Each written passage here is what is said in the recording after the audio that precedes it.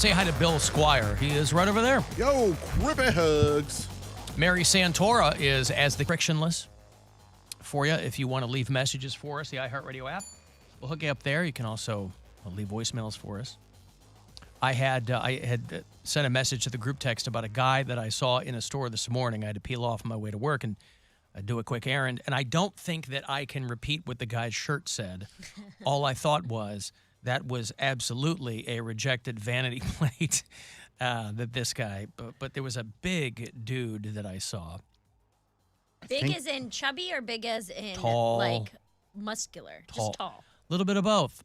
He looked like a tall version of Poundcake, kind of a little darker, like a tall version of Poundcake. But this guy had all kinds of, I swear to God, he had a Grace Jones tattoo. I found myself as I passed him one time, I go, I got to circle back and get a better look at that dude because of the shirt that he had on. And boy, I wish I could tell you what it said.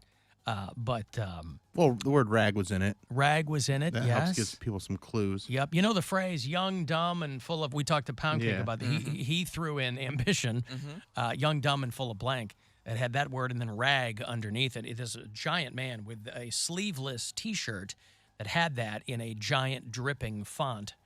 And he had a lot of, I could tell he had fresh ink on his shoulder because, you know, when you just get a tattoo, you got to put that lotion on. That what is that stuff called, Mary?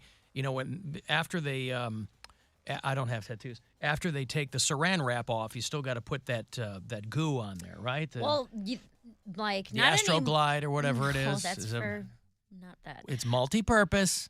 A&D ointment.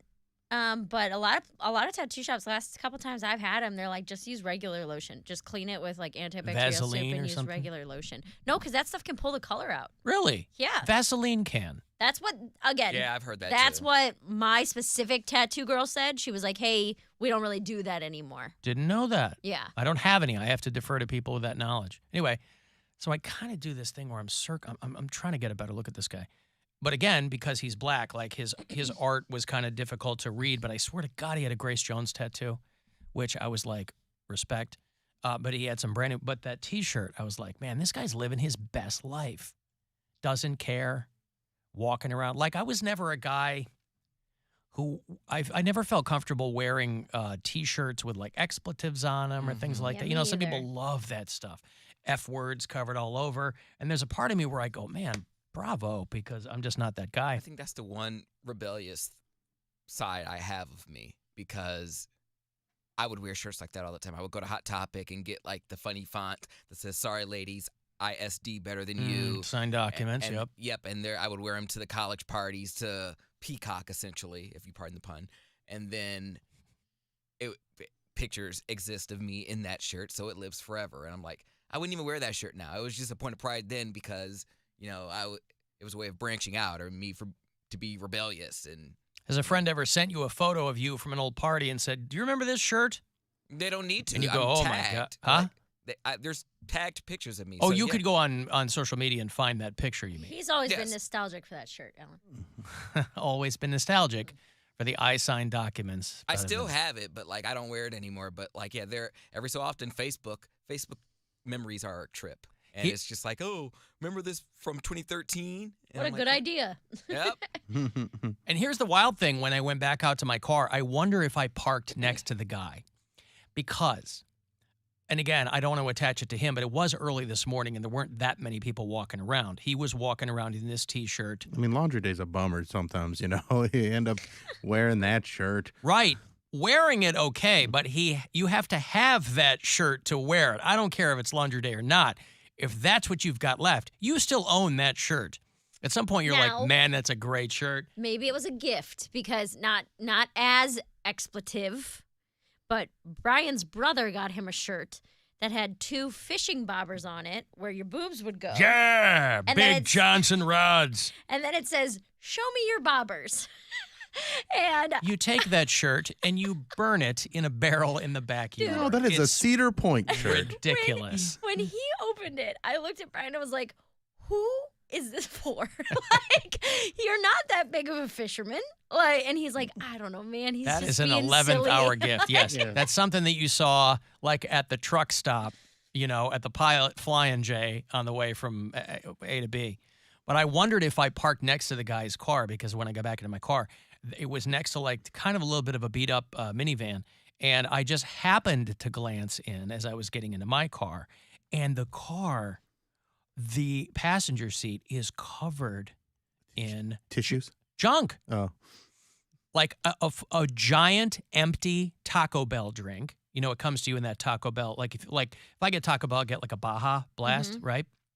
So I know that cup, that empty plastic Taco Bell drink cup, giant, empty, massive, crumpled up, empty bag of chips, a giant empty Burger King bag. I mean, there's strewn all over, and empty in the armrest, an empty pint of Oreo ice cream. I'm like, wow, if this isn't that guy, there are two people in there living their best lives. Right? I don't know if the They shirt don't give a connects to that. fudge. I don't know if the shirt that necessarily connects to that type of car, Right, though. because the shirt implies that he likes to clean things up. Yeah. Or that He likes to doesn't. clean that up. Well, he Right. cleans that up with the shirt. I mean, you're wearing that And then shirt. wears it. If you're wearing that shirt, you've kind of given up to some degree, and that passenger seat was the menu of someone who's clearly given up. That's what I was trying to get at with, like, Brian will wear that shirt that his brother got him if it is, like, laundry day or if he's working in the yard or something. So maybe that guy just was like, oh, this is my last clean shirt today, That's what and I'm I saying, have to go to CVS. Maybe he was in the Lexus across the lot. Maybe. You don't know. Maybe the sleeves were being laundered, Mm-hmm. and the rest of the shirt, he goes, I guess I'll wear The this. sleeves were the rag part. Anyway, it was a fantastic way to start the day. No lie. I've got to take a break. If you want to send a text for something, 35192. AlanCoxShow.com is where you can watch live, and we'll be back. It's the Alan Cox Show. Everywhere on our free iHeartRadio app. Or whatever smart device you have. Just tell it to play the Alan Cox Show on iHeartRadio. Bill, Wendy's $3 breakfast deal is back, but it's for a limited time only. So you're going to want to get to Wendy's tomorrow morning during breakfast hours so you can get either a bacon, egg, and Swiss croissant or sausage, egg, and Swiss croissant. And each of those sandwiches come with a small seasoned potatoes.